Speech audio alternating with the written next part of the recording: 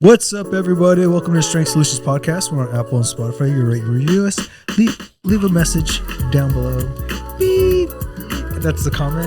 No, we're on YouTube. Leave comments down below. Subscribe, like. Our podcast is Strength Solutions Podcast, and our Strength Solutions Podcast at gmail.com is where our email's at, and strengthsolutionspodcast.com is the website. Social media, Strength Solutions Podcast. I'm Strength Solutions Edwin. I'm Strength Solutions Nathaniel. And guess what, dude? Oh my God, what? You're back from outer space. Freaking back. Back. So we haven't had one of these in forever. No.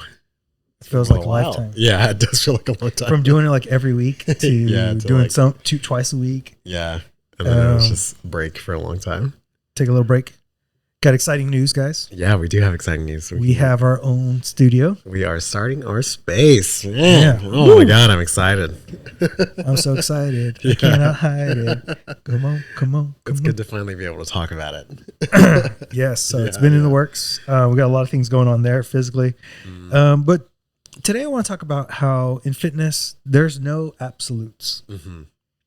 And the reason I was really talking to some people, and as humans, we typically want an answer.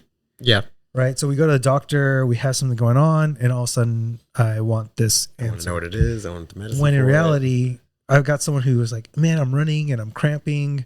I just started back running. What do you think it is? It could be you need more water. It could be you need more sodium. It could be that maybe you're just getting used to running again. So there's so many factors that could be in, but a lot of people want this absolute, but there's no absolutes in fitness. Never. And then another thing that happened too is just in life in general is there's no absolutes. This guy was talking about Bitcoin. This guy was talking about gold and where the stock market's heading and that Bitcoin's the future. And they were saying it in such a way that they were so for sure about their side. Yeah. And there's no absolute that's correct because how can we predict the future? We can't. Yeah. I mean, if you bought Bitcoin 30 years ago, people would have called you an idiot, and now it's worth a lot of money. Everything's educated guesses, right? Even doctors give you educated guesses. And so I want to take this into fitness. So a lot of times when we talk about strength training and the best program for you, typically we give a program to somebody. And as we go along, we get better at predicting what works for someone, how much volume something works for someone. Do they need more mobility work? Do they need this? And a perfect example is I have this client who works out 6 days a week. Damn. And I remember us just doing full body routines with 2 kind of like amp session days kind of thing. And it was just, let's try our split routine. A split routine was just too much volume for them. And they were just like shot. Yeah. We're like, all right, obviously that's not going to work for you. Work for us, yeah. And so for somebody to say that split routine's the best, full body routine's the best, is all bullshit. It's all depending, what do you need? What are you eating? How many calories are you consuming? I have somebody who's literally started their dosage for semaglutide. And I was like, look, we might have to lower your volume as we go along because your calories are going to go down and the demand to recover is not going to be there. Yeah. It's not going to be there from the food that you eat. So we need to quit looking at like, this is the best way to eat. This is the best thing to do. And really go back into communities and coaching. Yeah. And even so, like, for example, right now I have a client who we normally can lift, pretty consistently and regularly throughout, everything that she's doing and goals and stuff like that. Right now she has an event coming up, I guess I could say. That's happening out in the desert on the other side of the world in the Middle East. Burning Man. And no, it's like a religious event, which, for Burning Man, some people do. It's religious, Are they really going to burn a man alive? She's going out there and it's like this pilgrimage event thing. So you have to like walk from one city to another city and it's like 50 some odd miles or something like that. Light work. Yeah. In the middle of the desert barefoot in 3 days. And it's just nuts, right? Like I was like, oh my God, this is crazy. And so like during this time we have to change our training, and like work more more on that, and she's gonna have to wear like a pack and all this stuff and carry water and things like that. Get used to going outside. I was like, bring in a weight vest if you have one. Like, let's just start training with it on, so you can just get used to that. Start walking in the middle of the day, just to like get used to all this stuff, and with nutrition and things like that. And it's even in the middle of your training, something might come up and you'll have to change everything to adapt to that situation or whatever it is. I just think it's quite funny that we argue all the time, right? And or someone is so certain that when you get a consultation in, and yes, their VO2 max is good. Yes, their strength is decent, but we can vision the long term and predict better the long term. Yeah. And you'd be like, well, you need to like back off a little bit. Yeah. Like, no. And then 2 years down the road, that's when it hits. One of our friends made a post the other day on his story, and whoa. We don't share friends. Yeah, nah. And it was a good post, and he was like, don't get fooled by good lab results. He was like, sometimes you might have really good lab results, but your waistline is screaming that there needs to be a change, or vice versa. He was like, you might be absolutely shredded, and it doesn't mean that your lab results are going to come back looking good, And so all of these things, there's different aspects, and not just one is going to take over or make it all look good or whatever it is. And so it's important to look at all aspects and details and everything about your fitness situation. Yeah. So like I look at mobility as two different components, right? Like I look at mobility as, yes, a range of motion component and a component that helps strengthen joints. Yeah. And I think a lot of people forget about like, it's not just getting the range of motion. Also, if you could get in the range of motion and control the range of motion, should be the question, or should you not? Oh. What's the risk versus the reward? So it goes very in depth, but there's no absolute answer unless it's for a certain individual, right? Like if I have someone in gymnastics, heck yeah, we're going to push the range of motion. We're going to push the mobility a little bit more. Now I need someone to be stiffer. Well, we're probably not going to push that range of motion as much. We'll push it a little bit here and there just to get you a little bit above or below what you need. But I'm not teaching a power lifter how to hip extend while doing a squat. I'm trying to get the most stacked position. You probably don't want that. Yes. Yeah. And this leads me to like, when we're watching social media and things like that, and people are taking like this relationship advice from people. And I think we need to go back into real life and getting mentors. And I think all the childhood problems, the anxiety that we're having within our generation, the Gen Zers, comes back to, this is the first generation where they don't have both parents. Yeah. They don't have a lot of mentors in life, right?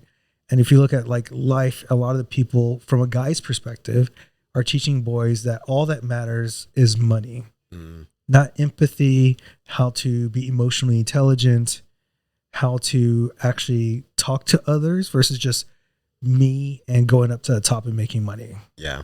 And so when that's all your drive, you're not going to be a good leader, a good mentor, and things like that. And from the female side, when you're getting the same message, it's also teaching you not to do that as well.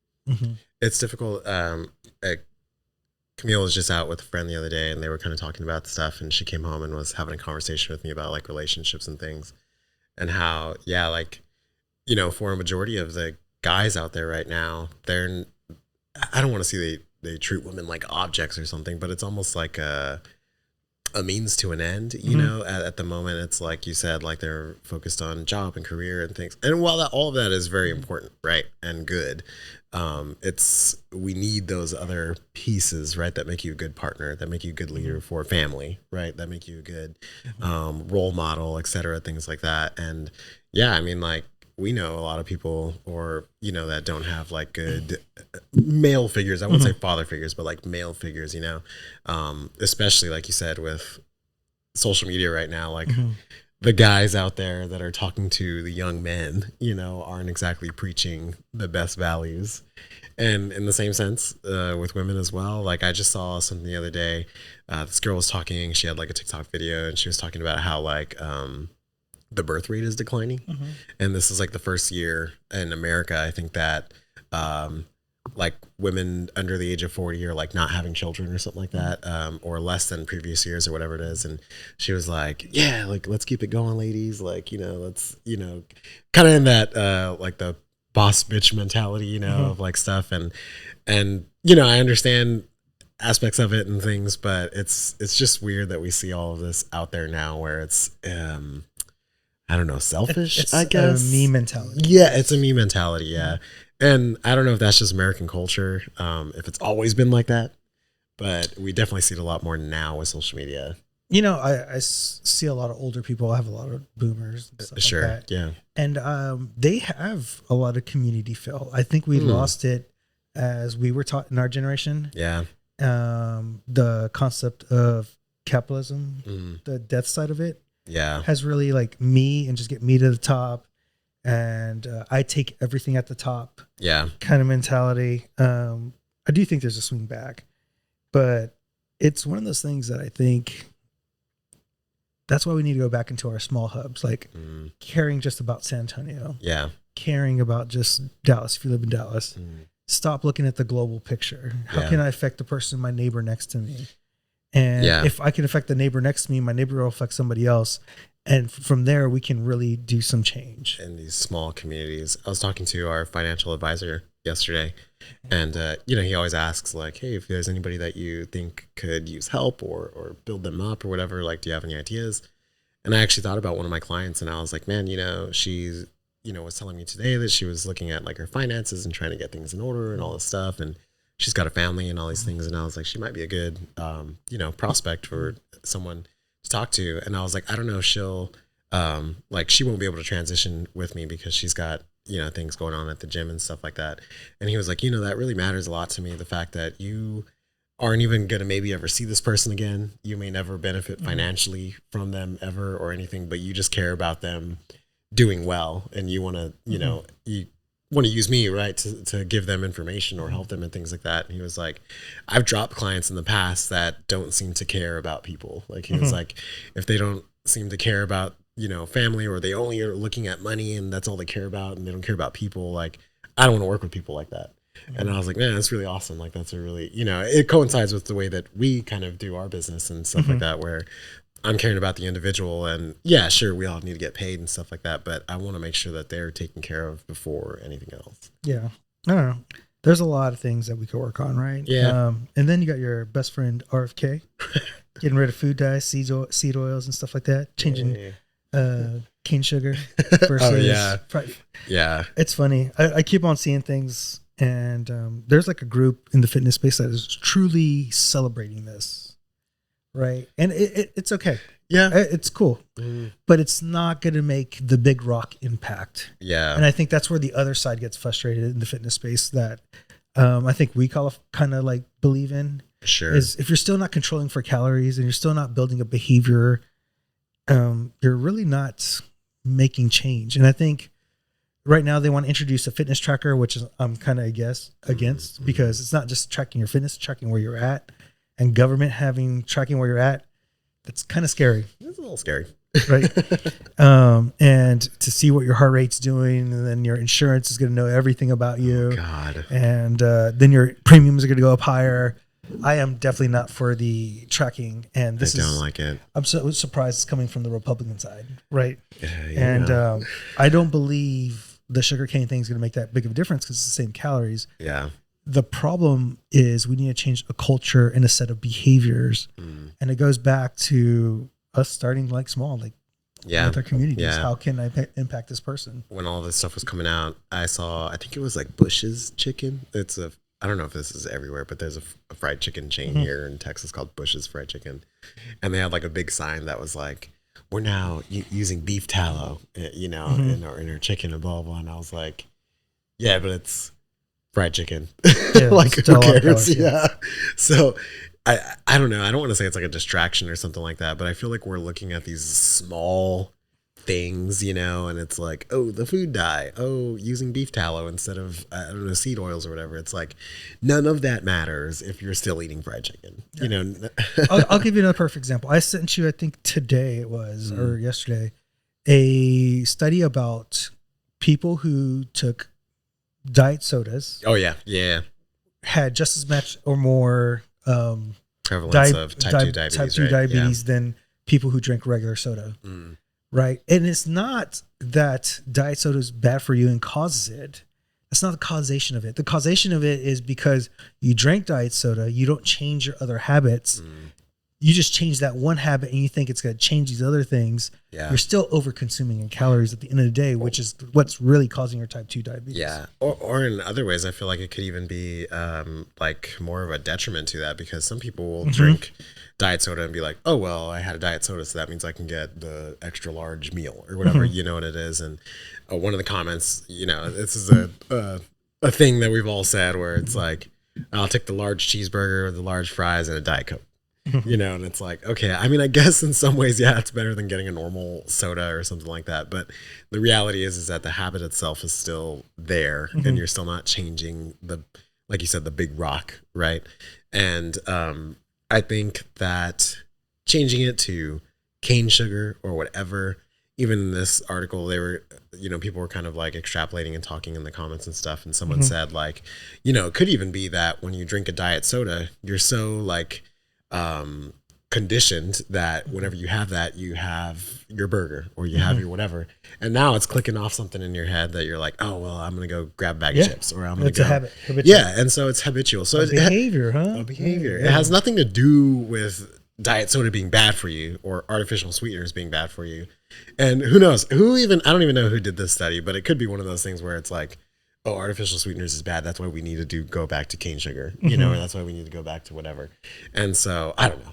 I just think a lot of times, and this goes back to having mentors, right? What we're hearing on video is what's the average, what's the simple answer versus what's the nuance answer. Yeah. Right. So I listen to podcasts with 4 feminists, different types of feminists. It was about feminism and sexual revolution and stuff like that. And at the end of the day, I think they all agree on this one thing, right?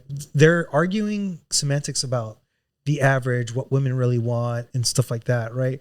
But at the end of the day, they would all agree women should be able to have stay-at-home housing. It should be easier access for childcare. It should be easier access for them if they want to work. Yeah. You know, and it's about choice. And I think we get caught up in these arguments of the average man wants this versus what do I want from the man, right? And so like right now my daughter's going to be dating and stuff like that, right? And they're going to like this boy versus that boy. They're not going to get enough from this. My goal as a parent is to mentor and coach to see, oh, you see, you can deal with this not being there, but you really need this. So in the partner in the future, you're going to need this, right? Like you need them to be there for you all the time, right? Maybe you don't need that much space. You know, and like figuring out that aspect. And I think we need more mentors in person who you can trust. I feel like there's a lot of places kids can't go because they don't trust people. Yeah. They go to therapists, but therapists don't really help in the sense of guidance. They do more of like solutions, right? They do more of like you're self-guided, right? But a lot of times they need like pointers, like, hey, go this route, in some ways is good, right? Sometimes you need that. Yeah, but sometimes you do need to be told, or you need like direct advice about like what to do, or be like, hey, try this next, versus this, and then go out there and do it. You need a coach, right? You need a coach, yeah. What you do is you get 5 boyfriends, and they all do something different. That's what some of the girls do. Yeah, right? one has money, one's funny, one's nice, one's 6 feet tall. Yeah, that's what you do, man. There you go. That's so, coaching. I'm listening to this podcast and I'm like thinking, like, y'all all agree on everything. Y'all just don't agree how to get there. Yeah, and you know what? We see that a lot now. Why don't y'all just like life, right? Yeah, just why don't y'all like? Okay, so the UK. A simple thing. Hey, don't be talking about UK. UK. They apparently give money to daycare for women. Okay. Why can't that money just go to a nanny or a family member who could stay home with the kids? Why can't you just do that? And this is where like they should agree to go after the fact that it's probably just capitalism for money for daycares because there's someone who's big daycare, quote unquote, who's lobbying this, and they don't want the other stuff to happen, even though it's probably better for you to have a nanny because it's a lot less kids or family, someone who could care for you, or family, right? And just think like this is where like going after the money and the money is the only thing that matters is like saying strength training is the only thing that matters in your health. Yeah, I mean, like it's a big part. Don't get me wrong, but it's not the only thing that matters. Yeah, it's funny because like being in England for so long, listening to. Whoa, you got an accent. And I remember. Good day, mate. I remember I thought this the first time I went because I remember I took like a newspaper or something, and I was like reading through it and stuff, and it's like the problems we have here are the same problems they have there. Similar issues, maybe different ways or things like that, but it's like there's these overarching problems that happen everywhere, and the UK isn't better than America. I mean, maybe some of the things are more organized or stuff like that, but it's like, you look at like the NHS, the national health system that they have over there, and you're like, oh, well, they have free healthcare, for everything and everybody. But okay, you have to wait a year to get an appointment. And it's like, they have private insurance there too. They do have private insurance, yeah. You can pay for it. Just people don't pay for it because they're happy enough with the NHS. Yeah, and which is funny because then you talk to somebody about NHS and they're like, "Oh, it fucking sucks and it's stupid and no one, it doesn't work." Yeah, but they don't challenge it. But it's talking about stuff over there, and even in like terms of fitness and things like that. Like, dude, I mean, they got fucking McDonald's everywhere around London. They got all this stuff, and so it's like the issues are the same. They just look different, and I think that from an outside perspective, you're like, oh, it's so much better over there. But it's like, and no matter where you're at, like there's always different difficulties. Yeah, right? I don't care where you're at. Like nothing's a perfect system, and how you solve them, is different everywhere too. So like, they, for healthcare, I guess they did the NHS. For here we have whatever it is, and so I don't know. It's interesting to talk to them and like hear kind of the things that they like complain about. The more I look into like health and fitness and different genres, different things, I feel like a mixed system at the end of the day is the best system. It is. Yeah. Like even for your health, doing a little bit of mobility, doing a little bit of strength training, do a little bit of cardio. Like it's just better than just doing one at the extreme. Yeah. But we're so much as humans want to like look at the extreme. You look at that athlete. Name an athlete that's lived very long. Dude, perfect example. Ozzy was older than Hulk Hogan. He was when he died. Than Hulk Hogan, yeah. And like arguably, if you look at the picture of both of them, if I showed it to someone who had no idea who they are, and I said, "Who do you think is in better shape?" They're gonna point at Hulk. Who lives longer? Yeah, who lived longer? Who had a healthier lifestyle? Who did whatever? They're gonna point at Hulk, right? Because he's fucking jacked. He's huge. Whatever. Died younger. Had a heart attack. By the way, and that's probably from steroid use. Yeah, because for natty. For years he abused his body, for his job and entertainment and all these things, and I'm sure he loved it, but it's like that's what happened, And then you look at someone like Ozzy, he died 5 years later. He was 76. Also abused his body in different ways, But it's like at the end of the day, it's. I wonder how much of it was Ozzy wasn't as. This is where like a component just not the way they look or stuff, but the psychology of how much was he happier with the partner that he had. It seemed like how much he was happier with his life versus Hulk from a social standpoint. Yeah, very like high strung, and angry, and stuff like that. Yeah, and it's like it's funny because I told Camille that, and she was like, "Yeah, well, I mean, when you yell for half your life, you're probably going to die from heart attack." Yeah, brother.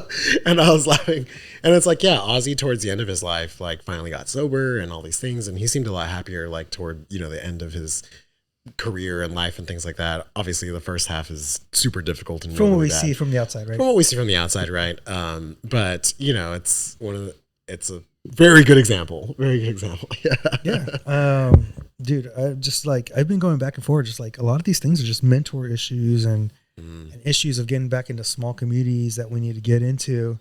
Just listen to that like Feminism podcast. Like y'all agree on fucking almost everything. What podcast was it? It was the Diary of a CEO. Is it always them four, or was that no? Just like that was just like a special episode. Oh, he has like different people who come in and talk. Like I heard Harvey Weinstein talk about like we just need more kids, and kids don't know what they're missing. And I'm thinking to myself, well, if we take care of like how people feel and the safety net, people would have more kids. I guarantee you. I would have had more kids if I had more safety nets. Yeah. Right? You would have had more kids. Yeah. I mean, we don't feel safe today. Yeah. I mean, look at the cost of minimum wage versus the housing market, what it was, purchasing power. And it's not just work harder as kids anymore. It's not like a good experience. I think somebody was telling me like if minimum wage was $66 an hour, that's where we would have the same purchasing power according to Holy like the average fuck. home. $66? Yeah. God damn. Yeah. That's and I can tell insane. you this, as much as I'm making now, I still don't feel like safe. Yeah. Isn't that crazy? Like with how much money you make now, and yeah, obviously you have a house and children and all these things and stuff like that. But like, it's not like I'm driving a 2017. Yeah, it's not like you're Mitsubishi living in Lancer. a mansion or you got all this stuff and everything Guys, like that. this is one house, only one bedroom. And it's crazy because like you are doing very well, and it's like, why aren't we able to get to this point? Like why can't like Camille? Necessities just cost. Yeah, Camille and I have talked about it, and it's like combined together when we were both working at our peak and stuff like that. We were making over $100,000 together, and it's like why am I like worried about how we're gonna pay the mortgage? Like why am I worried about this? Like it shouldn't be that way. I don't understand, and it's like it sucks. Well, I think what you're seeing, there's billionaire guy. He was like, yeah, we should get taxed more, and he's like, what you saw on January 6th is the beginning of where the wealthy people are taking too much. And he's a billionaire himself. He was saying. And he's like, these billionaires who are still greedy, they're gonna keep on pulling more and more and more and more from people, and then eventually it's going to end in bloodshed. Yeah. And he's like, what you saw was January 6th was the first time they think Trump is the man that could do that. And he was like, Trump is not the guy who's going to help him. Overall, like right now we're getting tariffs, right? Yeah. Or whatever. We're to see like the price of goods go up. And then that's just a way to tax the poor more. I mean, we're already seeing it, right? and it's like, Did you see Walmart actually like raise prices on things that weren't tariffed? Oh my God. That's shitty. God, it just shows you how much a made up system this is, right? Yeah. And like, it's just about them producing more money, right? I saw, God, I cannot remember his name. He's like a religious dude. He's like used to be a pastor or something like that. About that. And, but he's like really into politics. I cannot remember this guy's name. I like him. I really like him. But I saw a video of him doing like a lecture or a panel or whatever. And he was like, the minority that's destroying America is billionaires. Oh yeah. It's like, it's not, I saw Mexicans that, yeah. or he was a pastor's son, yeah. Yeah. And he was like, that's who's destroying America right now. And it's, I don't know whether you like it or not. It's kind of the truth at the moment, like it's. And this is my thing. I always tell people, I don't mind people making money, making the investment because they're taking the risk, but there becomes too much at the top, right? Yeah. And if you look at every society throughout history, when that imbalance happens, that's when things go bad. I think you sent me a post the other day that was like, I don't know, like 10 people in America or something like that, like 20 people in America own like 12% of the entire worth of. Yeah. Did you see that little rice thing? Did I send you that rice one? I don't know. Where they're like, the big ass rice pile is like the wealthy people, the few wealthy. No, I don't think so. Dang, I should see if I can find it. Yeah, but it's like, I don't know, man. We're in this weird situation where such little amounts of people and like corporations and things like that are controlling so much. And I think what people didn't realize, this is a fucking made up system. Yeah. Everything's made up. Don't act like this has been around for billions we all of just years. collectively decided that this is like what's happening, So like, it might take bloodshed, which is unfortunate because that's like, if you think about French Revolution and through the Roman times, all the time it happens. Like all of a sudden they get greedy, and that's the fall of the empire. It's so funny because like being in England, where like all of this like history and stuff like that is, we did like this like river cruise down the River Thames in London, and that was actually really cool because I liked it because it was like fast history. Like they were like, this building, this happened and that, blah blah blah. But like so many times, London had been like burned down or like, something happened there where there was like a revolution or like a war or whatever, and things hadn't changed and all this stuff. And it was like over the course of years, like London has changed so many times due to all of these like historical events and changes and things that have happened. And it's like, I don't know, it's almost like a natural part of humanity, to like get to a point where it's way too extreme and then everybody's like, I think we're done with this. But I think it goes back to like the hero generation. Yeah, we talked about that. I think that happens because this generation grew up when it's good, and then they start changing the rules to make sure it's good for them the entire time. Right. And millennials are forget about the hero generation. Yeah, we're gonna have to figure it out. We'll figure it out. All right, guys. If you like what we're doing, you can like, subscribe, share. We're on Apple and Spotify. You can rate, review us. Check us out on YouTube. Leave a comment down below. Also, if you're looking for a website, it's stringssolutionspodcast.com. StrengthSolutionsPodcast@gmail.com if you want to email us future fitness questions. And Strength Solutions Podcast on social media, TikTok, Facebook, and Instagram. I'm Strength Solutions Edwin. I'm Strength Solutions Nathaniel. Peace out. See ya. Deuces.